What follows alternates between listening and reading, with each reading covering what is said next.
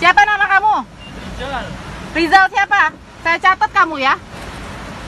Orang ngisi 100.000 harusnya lebih 13 liter, tapi kamu malah nyatut 9 liter loh. Saya viralin kamu ya. Sembarangan kamu kayak begitu-begitu ya.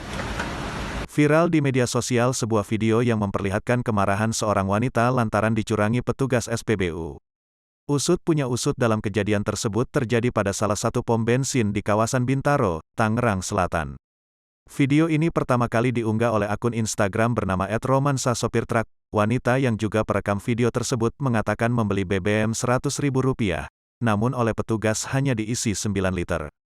Sebab menurutnya, dengan uang Rp100.000 jika untuk membeli bensin bisa mendapatkan 13 liter.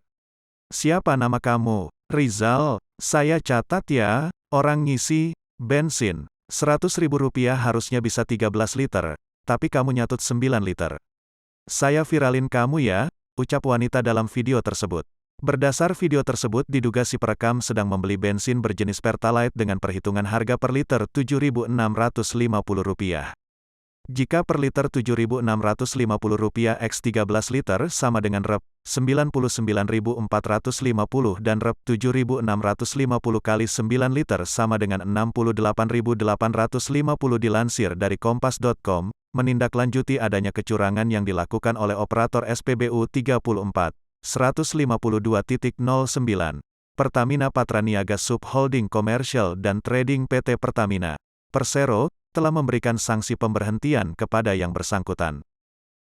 Corporate Secretary Pertamina Patraniaga, Irto Ginting mengatakan bahwa pemberian sanksi pemberhentian ini dilakukan setelah oknum operator yang bersangkutan terbukti melakukan kecurangan saat melakukan pengisian bahan bakar kepada salah satu pelanggan SPBU pada Jumat sore, tanggal 17 Desember tahun 2021. Pertamina terus berkomitmen untuk memastikan pelayanan dan seluruh operasional SPBU berjalan sesuai dengan aturan yang berlaku, ucap Irto, Senin, tanggal 20 Desember tahun 2021. Irto melanjutkan, pihaknya juga mengucapkan terima kasih kepada seluruh pelanggan Pertamina yang telah menegur dan melakukan laporan pada saat kejadian.